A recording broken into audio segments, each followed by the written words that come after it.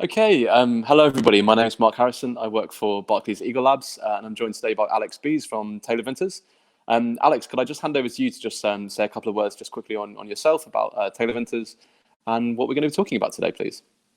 Yeah, absolutely. Hi, everyone. My name is Alix Beese. I'm an employment lawyer at Taylor Vinters. Taylor Vinters is an international law firm.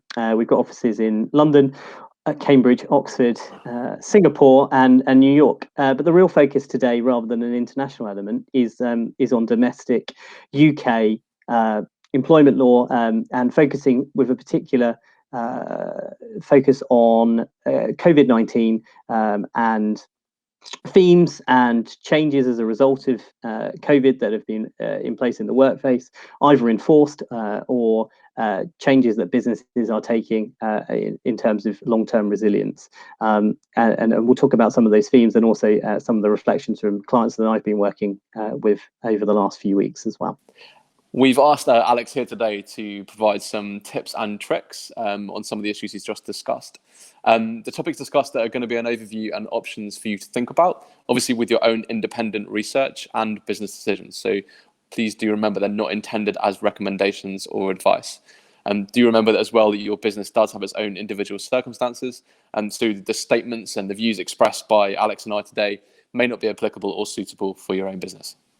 That said, Alex, I'd just love to start by just asking you just quickly around some of the options and alternatives that businesses might have at the moment around specifically retaining talent. I'm just conscious that you've kind of been through a phase where unfortunately many folk will have had to be laid off. But it'd be really good to kind of understand the alternatives to look at retaining those experts and SMEs within your company. Yeah, absolutely. So I think you're quite right. We're now at a stage where the initial shock of COVID, depending on your business, is likely to mean that you have had to make some sort of adjustment, or you're very near the point of making some sort of adjustment to working patterns. Now, obviously, the most drastic decision there would be redundancies. But redundancies aren't always the answer. Yes, they do result in cuts to cash flow. And saving cash flow where necessary. But there are payments that need to be made as part of a redundancy process, and potentially, given the number of employees that are involved, long involvement for management as well. So one key change, which the word furlough, which not many of us have heard about, probably before about 4 weeks ago. So the government introduced the coronavirus job retention scheme. This was announced by the Chancellor. Essentially, what the scheme does is it means that employers are able to apply to HMRC for a grant covering 80% of salary of monthly wages for employees. That's capped at £2,500 for those workers they designate as being furloughed. Now, those workers that are furloughed are not entitled to work at all. So the decision for companies when they are making that call to furlough someone is a genuine real alternative to making them redundant, rather than seeking to reduce their hours as an alternative, which I'll go on to talk about in a second.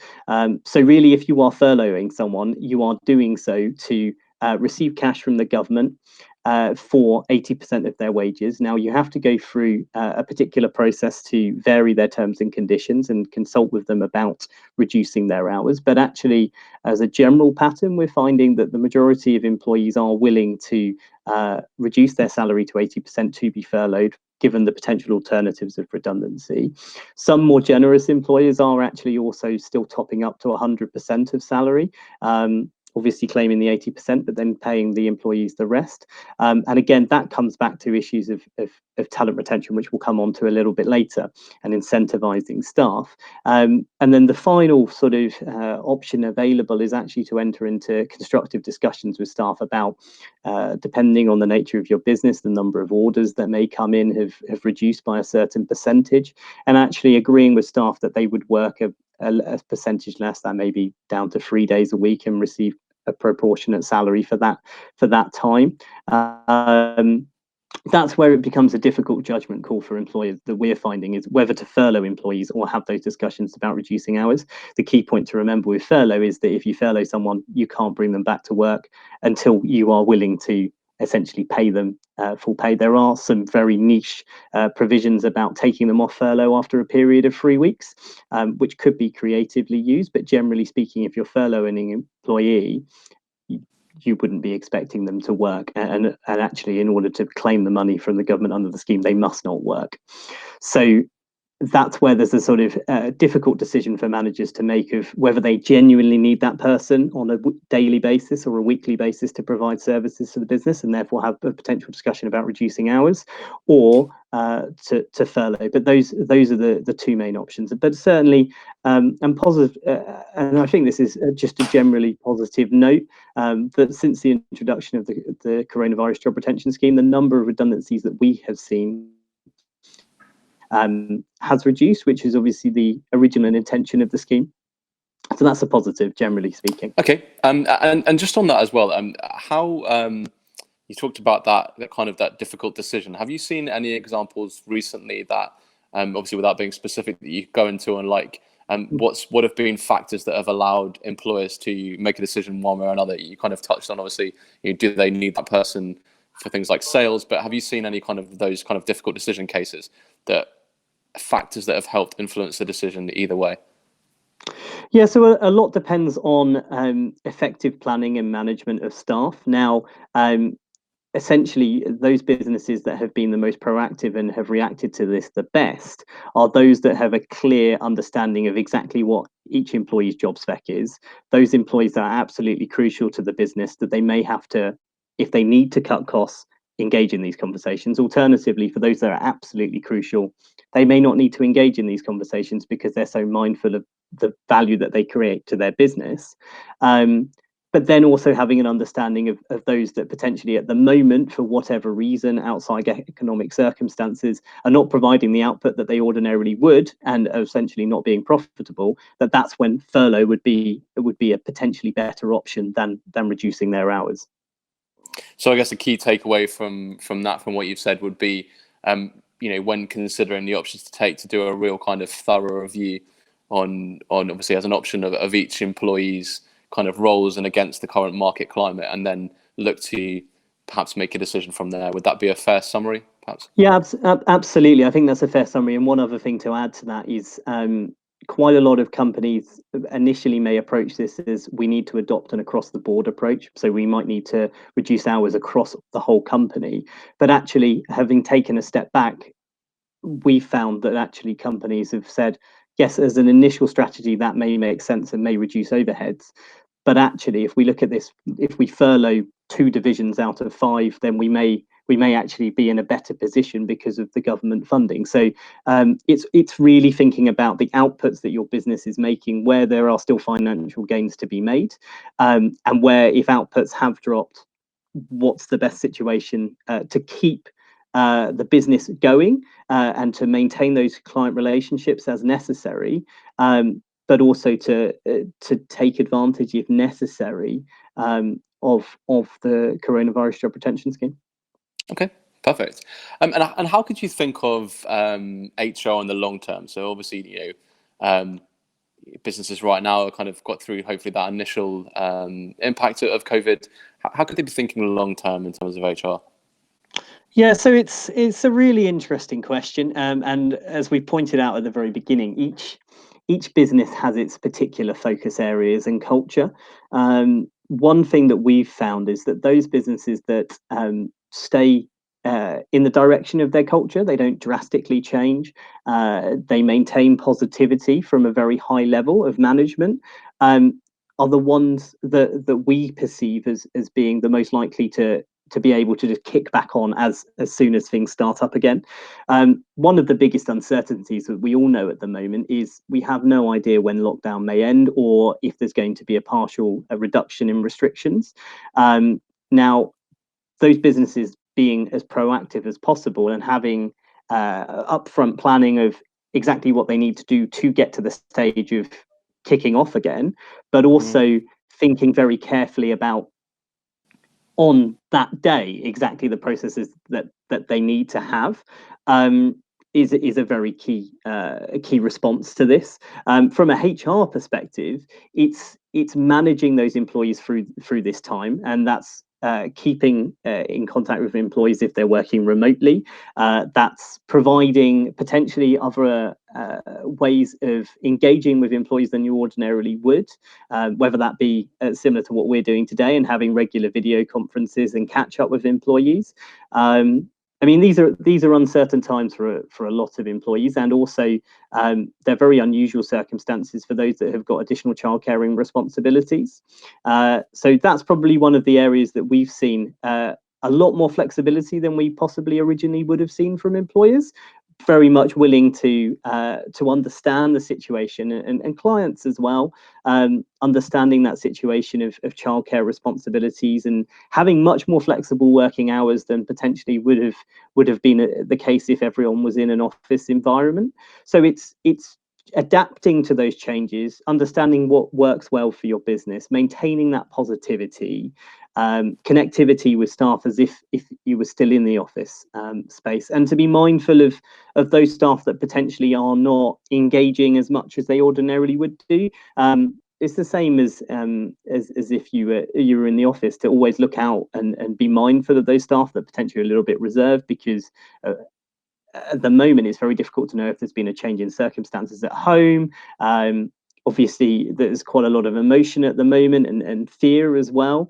And that could, in theory, result in potential mental health issues later down the line. So those are the sorts of considerations to also think through. But on the flip side of that, there have been a lot of positives as well as a result of current lockdown. Plenty of clients have been talking to me about how all of their staff have really taken to working from home. Have been actively encouraged to focus on particular areas or areas of innovation that they can when they've got more time on their hands, and actually that can bring much more opportunities to the business than anyone originally realized.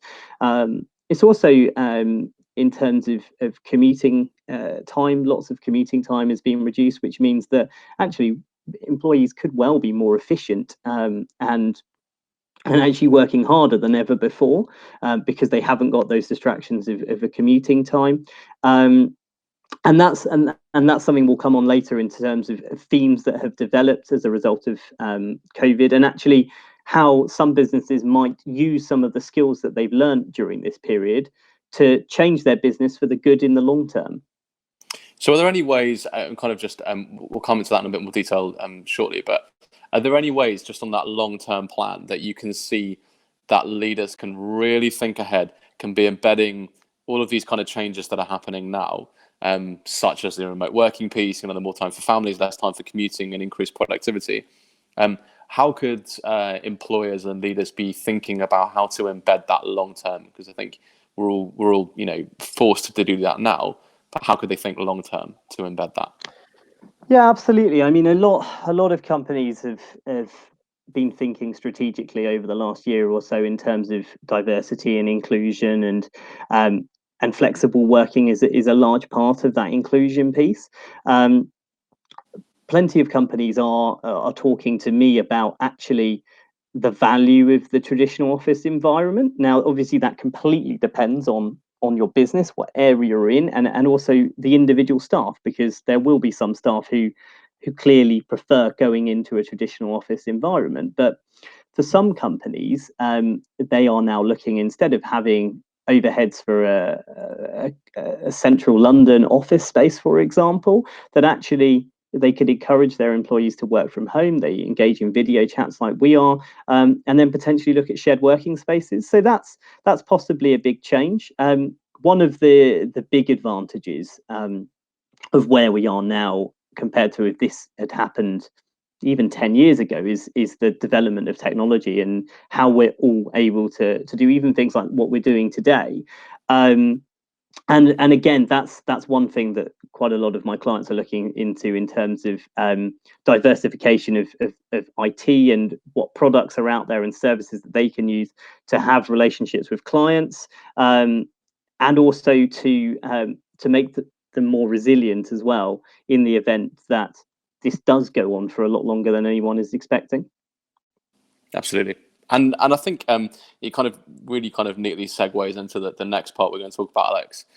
which we touched on a little bit earlier. But effectively, it's around styles of, I guess, leadership management and how leaders can be really presenting to their employees at this point in time. So we've already touched on some of the things like managing teams remotely. So it'd be good if you've got any kind of tips and tricks on ways that you've seen managing remotely, and I guess as well, and probably a latter part of that is around obviously other things like incentivization and pieces that may have come up and been a bit more of a challenge recently than before. Yeah, absolutely. I mean, I think one of the key themes that we've been talking to clients about is that positive thinking is contagious. If you, as your senior management team, are presenting things as a challenge, but a positive challenge, and as we talked about earlier, allowing people actually to have opportunities that they previously wouldn't have done, and turn things on their head, if that is genuinely the case, then that's a really good way to engage with staff at the moment.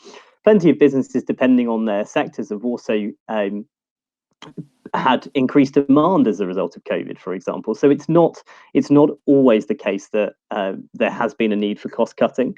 For those businesses that are cost cutting or looking at changing relationships with staff, the key primary aim has to be, in my mind, making sure that once things get back to normal, as a business, you would still have the talent that you've worked so hard to retain up to that point. Now, that is either by having constructive conversations with staff about the reducing pay, as we've talked about, the need to do so, and transparency about that. The more transparent clients are, there is a general pattern that we're seeing that more staff are being, particularly given the current environment, being receptive to that and understanding of it. And this whole sort of idea of collaboration and working together and striving against a difficulty is actually a very good way for the business to work through this. So transparency in those circumstances is key, and justifications, and having those discussions with employees about how valued they are is key to being in that position, as I said, when things ramp up, that you can start, you're not just starting again. Plenty of businesses spend huge amounts of money on recruitment fees, and to lose that talent at the moment and then be faced with those recruitment fees could be very damaging. So maintaining those employee relationships is absolutely crucial. In terms of particular hints and tips for management style, it really is a matter, in my eyes, of keeping people updated, being transparent, talking through future plans. If there are potential changes, to talk about them, and be open with staff within reason. Obviously, you don't want to be disclosing all of your financial information to your staff, but actually being as transparent as you possibly can builds this idea of working as a team. So those are the sorts of key messages. And as I said, engaging with staff, those staff that maybe are very talkative normally, that are sort of a little bit more reserved, it's always worth checking in on them and making them feel valued. And incentivization is another key point that you raise. So it may not be the case that you're able to honor particular pay rises as predicted we're coming up to May for a lot of companies. That's the beginning of their financial year. You may not be able to honor those pay rises, or you might be deferring those pay rises, or you might be considering having a discussion with employees to say, actually, we're not going to give a pay rise now. In 6 months' time, we'll review the situation and we'll deal with that. It may also be the same for bonuses, depending on how those are constructed and if the employer has the ability to not make a payment. Again,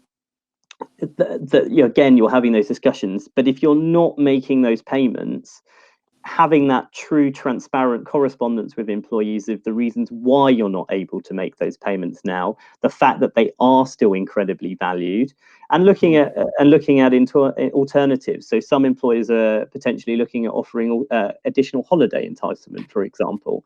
Now, at the moment, that has two particular benefits, because it means that staff could take time now when they've got childcare responsibilities and take some holiday now, and then also have time to take a conventional holiday when things return to normal. So that's one thing that clients have looked at.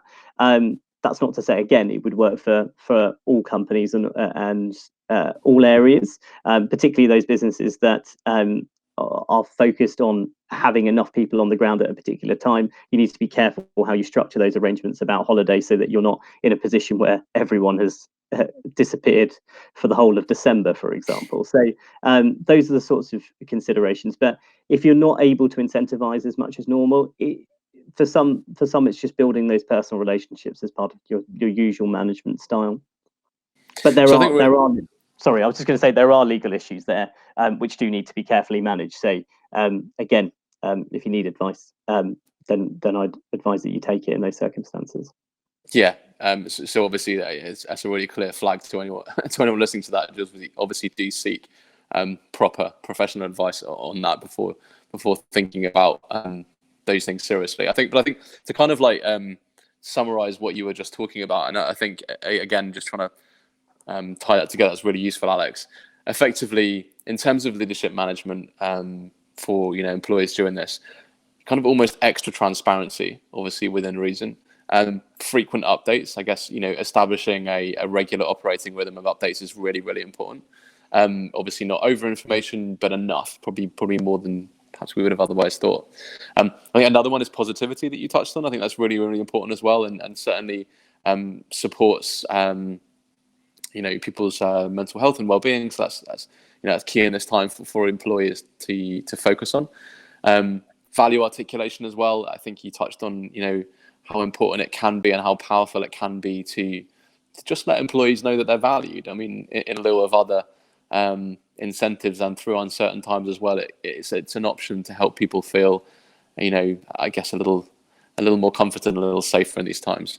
And then I think that the final one for me that you touched on there was just around the alternatives to incentivizations that could be considered as one of many options, which are effectively perhaps like additional holidays in lieu of, say, incentives in terms of like salary increases, etc. But obviously to just flag, obviously to consider legal advice when thinking through those options. Is that a fair summary of what you've just talked about, Alex? Yeah, absolutely. And I think it all goes down to how you as a business work generally before and during COVID now. Ultimately, businesses have their own unique cultures and ways of communicating with staff. And to do something completely different at the moment to your usual culture is probably more unnerving than anything else. So consistency is important as well. And staying true to the way in which you would ordinarily manage and have those conversations. Ultimately, you as a business, or more particularly the managers within your business, know your employees better than anyone else. So they know how to increase performance, or you would hope that they would know how to increase performance of particular employees, how to make particular employees that are business critical, it known to them how crucial they are to the business, and not to underestimate those human relationships as well. Yeah. So humanity. So it's transparency, positivity, value articulation, and then I guess as well, like the consistency element as well is really important. And it might just to kind of look at a few examples, perhaps, if you can, or a few thoughts on. We've built on some already, but examples over the last couple of weeks of what changes have you seen that have actually been really positive to the workplace? I know we've touched on a lot of them already, such as the dynamic working environment, such as allowing people to have more time with their families, reduction of commuting times. But just wondered if you can kind of expand on that one a little more for me. Yeah, I mean, I think the other thing that we're seeing is actually for junior employees who might be quite used to needing consistent support, are actually now in an environment where they've got that support available to them, but they're having more of a go at things before picking up the phone and asking for advice. So they're possibly, as a result of that, and that's not always the case, but learning quicker because of the process that they're doing, and then picking up the phone and seeking support rather than asking for the answer earlier. So that's one thing that we found, because communication is very interesting. You look at if you're in an office, it's probably easier for you to turn around and ask someone a particular question. But actually, if it's actually putting a number into a phone and making a call, or putting something in email, it feels more formal. So there's a positive side to that, but there's also a negative side to that. So it's being mindful of again, those junior employees, and making sure that they do have that support available to them, because things are different. I don't think we can deny that. But there are plenty of positives like that, in terms of more junior people working autonomously and being able to challenge themselves more rather than asking for an immediate answer. So that's one area. I think probably the other area is in relation to self-discipline as well, which again, I think it comes down to positives and negatives. But generally speaking, the pattern that we've seen is people have been acting with far more generally better discipline, working from home, and communicating well. I haven't to date had issues of performance being raised by clients. Now that's not to say that I won't have a flood of emails this afternoon to say that, but there does seem to be a general sort of, we're all in this together, we're all working together in these unique circumstances, and sometimes throwing people into situations that are unknown to them, they react better than you would ever expect them to. That's not to say that you should automatically assume every employee is performing brilliantly. Obviously, monitoring and performance management, as you always would do, are key considerations. But generally speaking, there does seem to be a sort of perception of, this is a difficult time for everyone. This is a difficult time for our business, and we're going to really knuckle down and help the business in these circumstances. Cool. Alix, I'm just going to draw it to a close, because I know we're going to have a follow-up session with you at some point in the next couple of weeks. But if you could kind of summarize kind of three top tips almost for businesses now, kind of when approaching, HR employees, and we've touched on a lot of really good points today. But if I'm sat here and I'm going to take three things away, three suggestions, what would they be? I think the first suggestion is very clearly plan out where you want to be when this ends, whenever this may end, and how do you get yourself into a position as a business that you can hit the ground running when you're able to do so, if you're not already able to do so despite this. So that's the first point. The second is being very clear about, if you are going to have to make cost reductions, focus on how you make those cost reductions, the areas that are particularly problematic in your business in terms of needing to make cost reductions, and not just generally considering needing to make an across-the-board approach. It might be necessary that you do need to make that across-the-board approach, but certainly look at alternatives, or look at narrowing things if you can, because there may be other solutions that underneath the surface that you hadn't previously looked at.